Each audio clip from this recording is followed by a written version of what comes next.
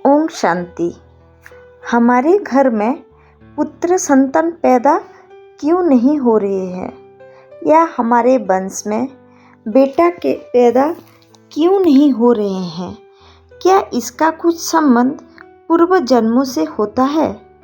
हाँ, इसका भी संबंध पूर्व जन्मों से होता है। मेरे हिसाब से तो बेटा बेटी दोनों बराबर है, दोनों समान है। बेटे की जितनी ज़रूरत संसार में है, बेटी की भी उतनी ज़रूरत है। लेकिन बहुत सारे पिता माता चाहते हैं उनके घर में पैदा हो, और बहुत सारे लोगों की ये सोच है दोनों जन एक एक जन रहना चाहिए, एक बेटी भी होना चाहिए, एक बेटा भी होना चाहिए। मैं तो दोनों को बराबर मानती हूँ, लेकिन अगर दोनों एक एक अगर कोई चाहता है तो इसमें कोई बुरी बात नहीं है। ठीक है, अगर कोई चाहता है एक बेटा हो बेटी हो फिर भी ठीक है, लेकिन बेटे की चाहत में बेटियों को नफरत करना ये बहुत बुरी बात है, बहुत गलत चीज़ है। सामाजिक तौर से आप देखिए, आध्यात्मिक तौर से देखिए, ये बहुत बुरी बात है। वो बात छोड़िए, आज का हमारा डिस्कशन का जो टॉपिक है कि हमारे वंश में बेटे पैदा क्यों नहीं हो रहे हैं, क्या इसका भी हमारा पूर्व जन्मों से कोई संबंध है? क्या इसका हमारा कार्मिक कोई रिलेशन है? हाँ, इसका बहुत बड़ा एक कार्मिक रिलेशन रहता है, जिसके कारण आपके घर में लगातार बेटी ही पैदा हो रही हैं, बेटा पैदा ही नहीं हो रहे हैं। का एक चौंकने वाला तथ्य हम आज की इस वीडियो में उसका खुलासा करेंगे। जो पूर्व जन्म का रीडिंग होता है कोई की करवाते हैं, ऐसे में एक देखा गया था, दो पति पत्नी थे, लेकिन वो पिछले जन्मों में दोनों बहनें थे। वो दोनों अपने घर में बेटियों के खिलाफ हमेशा बुरी बात सुनते थे। उनकी माँ बाप की बहुत इच्छा थी कि उनके घर में बेटा पैदा हो। ऐसे देखते देखते उनके घर में 3 बेटी हो गई थी। इसलिए उनके माँ बाप हमेशा बेटियों को कोसते थे कि इनका कितना ध्यान रखना पड़ता है, ये लोगों को तो कहीं अकेले जा ही नहीं पाते हैं, हमेशा इनके साथ रहना पड़ेगा, इनके शादी में बहुत सारा दहेज देना पड़ेगा, बेटियां का बहुत रिस्पॉन्सिबिलिटी होती है, बेटा अगर होता वो कमा के लाता, ये लोग तो कुछ नहीं कर पा रहे हैं, वगैरह वगैरह। जो लोग बेटियों को लेके सोचते हैं वो लोग भी ये सुनते सुनते बड़े हुए थे। तो समय बीतता गया, दोनों की शादी हो गई। शादी के बाद जो बड़ी बहन थी, पहले वो प्रेग्नेंट हुई। उसी समय उसके मन में ख्याल आया कि अगर ये बेटी हुई तो इसका भी वही हाल होगा जो मेरी हुई है आज तक। तो दोनों बहनें आपस में बात की कि अगर ये बेटी हुई तो इसको हम दुनिया में आने ही नहीं देंगे। और वो दोनों जाके जब वो टेस्ट करवाए तो उनको पता चला कि ये बेटी है, और ऐसे उनकी वो गर्भपात करवा ली। लेकिन आप क्या जानते हैं गर्भपात करना कितना बड़ा पाप है? शास्त्रों में इसको वो ब्रह्म हत्या के समान बताया गया है। जो शिशु आज तक जन्म लिया ही नहीं है उसको घर पे मार देना बहुत बड़ी पाप होती है, और इसकी सज़ा भी बहुत बड़ी है। लेकिन लोग सोच ही नहीं पाते हैं।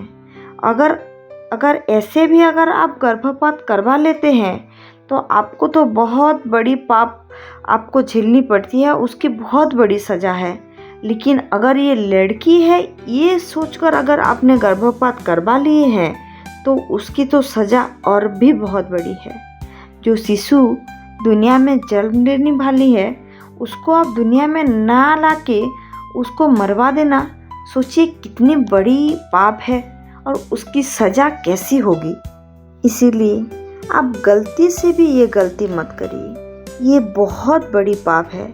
जिस आत्मा आपके जीवन में आ रही है उसको खुशी खुशी स्वीकार करिए, चाहे वो लड़का हो लड़की हो, उसे क्या फ़र्क पड़ता है कि वो क्या है। संतान आपके जीवन में आ रही है क्या इससे बड़ी खुशी की बात हो सकती है? आप सोचिए, दुनिया में ऐसे बहुत सारे माँ बाप हैं जिनके पास संतान नहीं है। बहुत सारे लोग हैं जो कभी माँ बाप बन ही नहीं पा रहे हैं। और अगर आपके जीवन में ऐसी खुशी आ रहे हैं, भगवान ऐसी खुशी आपको दे रहे हैं, तो आप उसको अपने जीवन से क्यों दूर कर रहे हैं? ये बहुत बड़ी गलती है। ऐसा गलती कभी मत करिए। अगर ऐसे गलती का सज़ा ना कभी कभी आपको बच्चा मिलता ही नहीं है जीवन भर, ये भी सज़ा आपको मिल सकती है। इसीलिए ऐसे गलती करने से आप बचिए। ये गलती कभी भी मत करिए। बच्चा हो, लड़का हो, लड़की हो, ये सोचकर कभी भी गर्भपात मत कराइए। हाँ, अगर शरीर में बहुत बड़ी पीड़ा है या उसकी कुछ हानि होगा उसके आने से, या बच्चा का कुछ नुकसान है, तब तो अलग बात है। लेकिन लड़का या लड़की का सोचकर आप कभी भी ये सब मत करिए। तो ऐसे ही वो दोनों बहनें 3 बार गर्भपात कराए थे। बड़ी बहन की घर 2 बार और छोटी बहन के घर 1 बार। ये सब तो हो गया। इसी जन्म में वो दोनों पति पत्नी बने हैं और वो संस्कार इतना गहरा हो गया है कि पिछले जन्मों का जो संस्कार बना है ना, वो अभी तक उनके साथ है। अभी भी उनके मन में बेटियों के प्रति नफरत है और उनके घर में 2 जुड़वा बच्चे जन्म लिए हैं जिनके प्रति उनका उतना लगाव नहीं है। वो चाहते हैं कि अपने घर में बेटा ही पैदा हो और वो प्रयास भी बहुत कर रहे हैं, लेकिन उनके घर में बेटा नहीं हो रहा है। जो लोग हमेशा बेटियों से नफरत करते हैं, स्त्री को अच्छे सम्मान की भाव से नहीं देखते हैं, वह हमेशा स्त्री जात को लेकर उनके मन में एक बुरी ख्याल रहती है, बुरी भावना रहती है कि स्त्री तो अच्छा नहीं होते हैं, बेटियां अच्छा नहीं होते हैं, बेटियों तो बोझ है। ये सब जो लोग मानते हैं, वो अगर संस्कार आपके मन में है, आपके अगर ज्ञान की जो जागृति नहीं हुई है, तो आपके घर में बार बार बेटियों की ही जन्म होगी और बेटा आप कितने भी प्रयास करें, आपके घर में जन्म नहीं लेने वाली है। एक तो पहले हत्या के कारण और दूसरी बात स्त्रियों के प्रति नफरत के कारण। इसीलिए वो लोग कितना भी कोशिश करें, कितना भी तंत्र मंत्र विद्या या आध्यात्मिक मार्ग से हो या डॉक्टरों से हो, वो कितना भी कोशिश करें, उनके घर में बेटा नहीं होता है। अगर आप लोग भी ऐसी गलती कभी किए हैं तो आपको तो सज़ा मिलेगी ही, लेकिन फिर भी आपको परमात्मा से, उस आत्मा से आपको माफ़ी मांग लेनी चाहिए, क्योंकि ये बहुत बड़ी पाप है।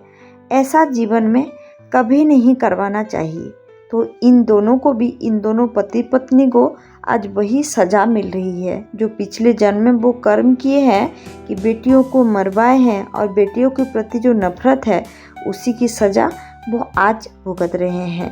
वो कितना भी कोशिश करें, जब तक उनका ज्ञान का उदय नहीं होगा, जब तक उनको सत्मार्ग नहीं मिलेगा, तब तक उनके घर में कितनी भी चाह हो बेटियों के प्रति, वो उनको मिलेगा ही नहीं। इसीलिए ऐसी सब गलत कर्म आप छोड़ दीजिए। ये सब गलत भावना आप मन में मत रखिए। अगर आपके जीवन में कोई आ रही है या आ रहा है तो उसको खुशी खुशी स्वीकार करिए। ना आपके मन में बेटे की चाह हो, ना आपके मन में बेटी की चाह हो। आपको हमेशा संतान की चाह रखनी चाहिए। संतान आपके घर में आ रही है, इसे ही परमात्मा की आप धन्यवाद करिए। उस आत्मा को खुशी खुशी स्वीकार करिए। आज के भी पीढ़ी होकर आप अगर यही सोच रहे हैं कि बेटा बेटी दोनों में अंतर कर रहे हैं, फिर आपकी इतनी एजुकेशन का, इतनी समाज आगे बढ़ने का क्या लाभ है। हमेशा आध्यात्मिक मार्ग से जाइए। आध्यात्मिक जागृति हो, यही आपकी सबसे बड़ी ज्ञान होती है। जब आपकी आध्यात्मिक जागृति होती है तो ऐसी सब भावना मन में आती ही नहीं है। आप किसी को कोई शरीर या जेंडर की हिसाब से आप देखते ही नहीं है। हर चीज़ को, हर मनुष्य को एक आत्मा के रूप से आप देखते हैं। इसीलिए जब हम किसी को भी एक आत्मा के रूप से देखते हैं तो हमको हर मनुष्य, चाहे वो लड़का हो लड़की हो, सब समान लगते हैं। तो आप भी अगर माता पिता बनने चाह रहे हैं तो संतान की कामना कीजिए, ना बेटी का ना बेटे का। आपके जीवन में संतान अगर आ रही है तो वो संपूर्ण रूप से आए, आपके जीवन में ढेर सारा खुशियाँ लेके आए और आप उनसे भी बहुत सारा प्यार पाएँ, उनको बहुत सारा प्यार दें। संतान से आपको ढेर सारा सम्मान मिले, खुशियाँ मिले, आपके घर में खुशियों का वास हो। इसी शुभकामना के साथ आज के वीडियो को समाप्त करते हैं।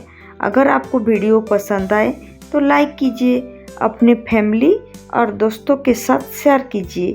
जो लोग चैनल में नए हैं चैनल को ज़रूर सब्सक्राइब करिए और हमारे कमेंट बॉक्स में अपना सुंदर सुंदर कमेंट ज़रूर दीजिए और हमारे शिव बाबा को हमेशा याद करते रहिए। ओम शांति।